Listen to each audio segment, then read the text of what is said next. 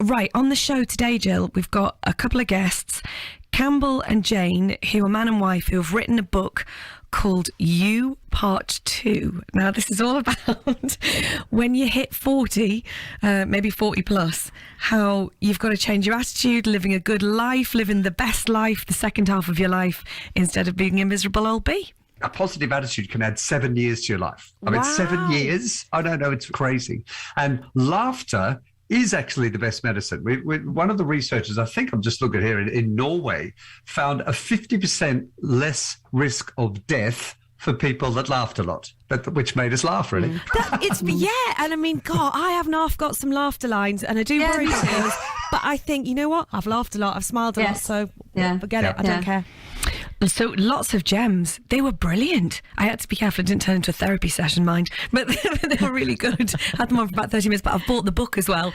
As soon as I'd been out to interview them, done them on Zoom, I bought the book the next day. So there you go. So you were very impressed by what they said I was to you. impressed, Yes. yeah. So I'll read the book, Jill, then I'll give it to you, and then anybody listening to the show now, just message me. I'll lend it to you. Yeah, we can just share. Yeah, why not? Yeah. Have a little library going on. Some cracking music as well, of course. That's Anna going to be with us from 2. So, my guests for you this afternoon, what a brilliant pair of people these are. Do you ever feel like you've reached, I don't know, a point in your life where you're a little bit like, feel like you're not sure where you're going, what you're doing, where you are, you're floating around, you're not entirely sure what your purpose is.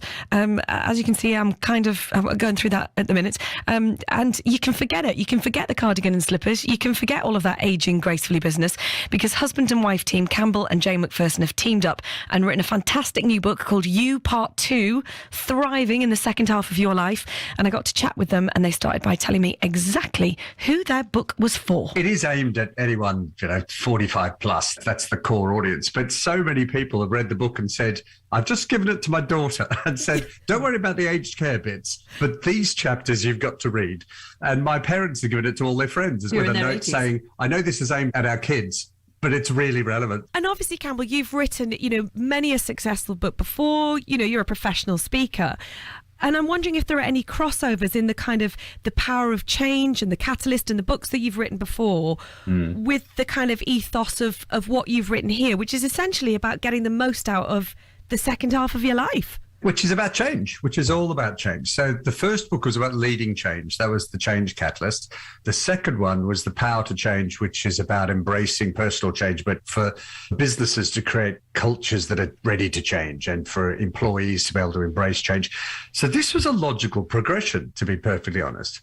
And the genesis was when I turned 55. So it's about 10 years later than it probably should have. But anyway, I turned 55 and suddenly my inbox was inundated with ads for Viagra and Tenamen adult nappies and images of grey hairs and no hairs wistfully looking over cliffs and sitting on park benches. And I thought, what is going on? I've only just gotten going.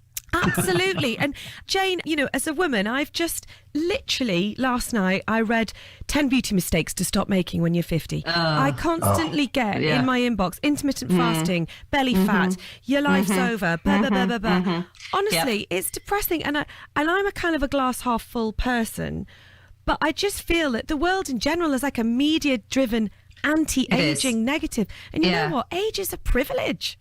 It is. And this obsession with youth is something that really worries me, actually, because it puts so much pressure and judgment on ourselves, and it assumes that we're not good enough the way we are. And from a yoga point of view, that is absolutely not the case. We are absolutely fantastic. We've got so much to offer. We have everything. We are beautiful. We are intelligent. We have so much motivation, enthusiasm. We're living a lot longer. We're much healthier. But the problem, you're absolutely right, is this ageism. And in fact, it's the most commonly experienced form of prejudice and discrimination in the UK is ageism, according to the Royal Society for Public Health. So it is a big issue. What it makes women feel, and I'm sure, and men as well, is actually we're not great, we're not good, we're not good enough because we're not young and beautiful. Yeah, Don't so get me the book started. is an antidote to that. Yeah, that's what we need, because I think there's a feeling that For an example, and this isn't about me, it's about people listening to the show as well, but I love to dance, and I love to get up and dance, and I love to dance in all sorts of ways, wiggle my hips and do all sorts. I love to dance. Absolutely, yeah. And sometimes I think, my kids are great, actually, they don't mind that, but sometimes my husband will go, hey, I wonder, just sit down a bit, love. I think your time's gone. I don't think you should be doing those. He's wrong. Put him in his place. I mean, he's great in so many other ways, but he's like, I don't know if it's your time. And I just wonder if it is our time, really. And we should stop feeling embarrassed about who we are. Yes. They're the words we start one of the early chapters is, this is our time. Because we've had all the experience of the last 40, 50, 55, whatever years. And now it's a time to put all that in a box, work out what we can learn from it, work out what we're good at and what we're never going to be any good at. Dancing is obviously in the former, not the latter for you. And then what are we going to do in the second half? Yeah. Oh, I'm a terrible dancer. I'm sorry. Well, you would be a fantastic dancer. If you and I got up the dance floor, we'd clear it. And in terms of the kind of practical tips that you give in the book, what practically can we do? So, and it doesn't have to be, that you have to have done it at 40. You can do it at 50, at 60. It's never too late. What sort of practical things are we looking at to make our life good? First thing is acceptance. It's acceptance of where we are, but not just, here we are, I'm getting old, I'm getting creaky, I've got more wrinkles. No, it's actually acceptance of everything that we've got. In yoga, we call it Santoja, and it's positive acceptance. We call it radical acceptance as well in the book, but there's very much links to yogic philosophy of actually, this is where we are. Yeah. And we can't go back. The beauty industry would like to think we can go back, but we can't go back. No. So it's like, this is who we are. I'm accepting where I am. I'm accepting that I maybe can't, run 10K in 40 minutes like I used to do, or I can't do what I used to do. But my goodness me, I can do an awful lot of other things, which I couldn't do in my 20s. Yeah. So acceptance, I think, is probably the biggest thing to start with. And then there are more, I guess, practical things like laughing. Do you talk about laughing? Well, yes, there's one part of the book that we talk about is that some research we found is that a positive attitude can add 7 years to your life. I mean, 7 years. I don't know. It's crazy. And laughter is actually the best medicine. One of the researchers, I think I'm just looking here in Norway, found a 50% less risk of death for people that laughed a lot. Oh, that's good. But that's just which made us laugh, really. And I mean, God, I have half got some laughter lines, and I do worry about those. But I think, you know what? I've laughed a lot, I've smiled a lot, so forget it. I don't care. So there you go. My guests for you this afternoon, the brilliant Campbell and Jane McPherson, have written a book called You Part 2. More from them shortly. This next is ELO. Sailing away on the crest of a wave, it's like magic. My guests for you this afternoon are the brilliant Campbell and Jane McPherson. They've written a book called You Part 2, Thriving in the Second Half of Your Life. And I got to speak to them earlier this week, and I thought it was very important that I speak to them because I'm a worrywart. I'm a nightmare. In fact, I am a pure nightmare to live with. I'd say them in here. Up, down, up, down, up, down. Anyway, I asked them about purpose and worrying about what you have done with your life. If you're feeling the same, you might enjoy this. That happens when you're in your 40s. You suddenly have a dip in satisfaction because you look back and think, is that all I've achieved? And that's natural. So what we try and say in the book is that is really normal. We go through all sorts of statistics and examples and stories about that. There's a whole book on purpose and meaning and relevance because the three are all sort of wrapped up. And we talk about this amazing Japanese model called Ikigai, which is find your Ikigai, which is find your purpose. Yep. And I won't go to it in great detail, but it's detailed in the book. But it's finding work, it's finding, men seem to be through work, but it's finding activity that is meaningful to you and that gives your life some purpose. And it doesn't have to be a grand, I'm going to go off to India and solve the poverty in India. Yeah.